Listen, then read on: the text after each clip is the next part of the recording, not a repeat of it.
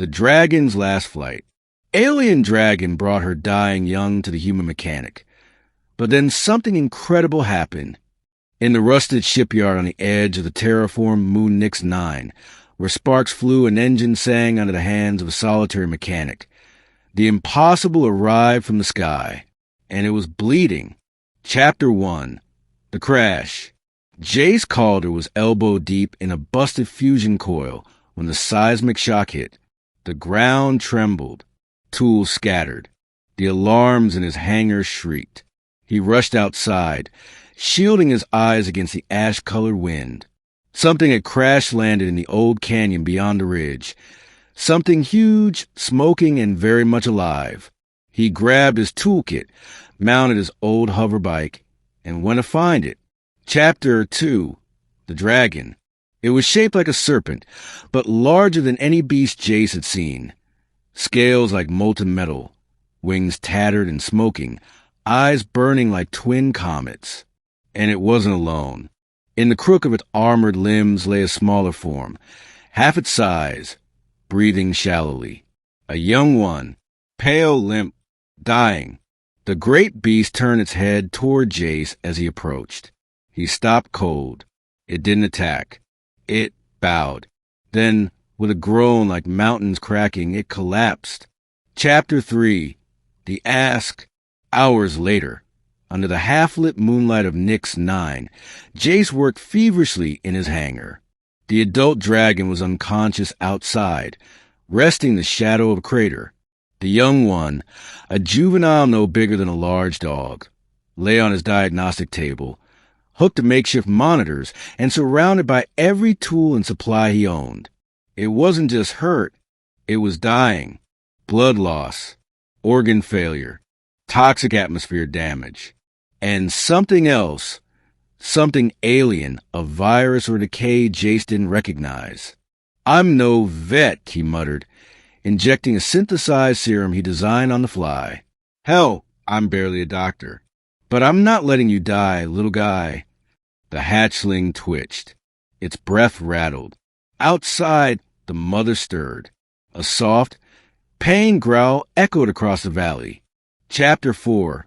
The Fix. Jace had once repaired a derelict warship using a fusion of Terran tech and Martian biotech.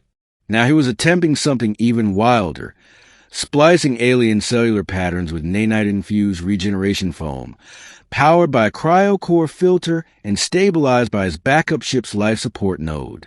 It was madness, but the young dragon responded. Bit by bit, its vitals steadied, and then it opened its eyes. They were bright violet, flecked with stars. It looked at him and didn't flinch. Chapter 5. The Awakening. Over the next 2 days, the young dragon, whom Jace began calling Spark, began to move again. Weakly at first, but with growing awareness. It drank nutrient slurry, responded to voice. And when Jace laughed softly at its clumsy attempts to flap its tiny wings, it mimicked the sound. Outside, the mother, whom Jace called Ashwing, remained injured. Her wing was shattered, her leg impaled with debris he didn't dare remove without more information. But when she woke and saw Spark alive, she cried, not in a way humans understood, but a rumble deep in her chest, soft and strange, that shook the hangar walls like a lullaby for the stars. Chapter 6. The Connection. That night, Jace dreamed of fire, of a sky filled with dragons, of cities made from glass and gold, of flight and silence and sorrow. He awoke to find Ashwing watching him through the hangar gate. Her eyes glowed with a light too ancient to name. He wasn't sure how, but she'd shared something with him. A memory, a bond. Chapter 7. The Truth. The next morning, Spark whimpered and collapsed again. Jace panicked, checked vitals, reran scans, rewired his equipment. Everything read normal. Then Ashwing stood, limping, staggering. She stepped forward, wings dragging behind her, and exhaled a long, shimmering breath across the young one. Spark blinked and stood, alive, Wait, Jace muttered. You didn't bring him here to save him because of me. You brought him here so you could survive long enough to save him yourself. Ashwing growled gently, lowering her head in agreement. Still, without Jace's aid, she never would have lasted. They had saved him together. Chapter 8. The Departure. Days passed. Ashwing's wing healed slowly, thanks to Jace's patched-together med fabric and protein stimulants. Spart began flying in short hops, often crash-landing into tool racks and knocking over spanners. Jace couldn't stop smiling. He knew what was coming. Knew they'd have to leave. Dragons like them didn't belong on scrap moons or in human space. But it still hurt when Ashwing stepped to the launch field. Wings flared, Spark at her side. She looked at Jace one last time, then nudged something toward him. A scale, large, silver blue, embedded with glowing veins.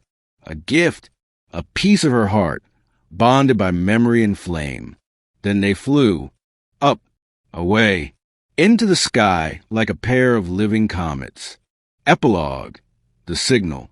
Weeks later, Jace was back to repairing engines and dodging fuel shortages. He told no one what had happened.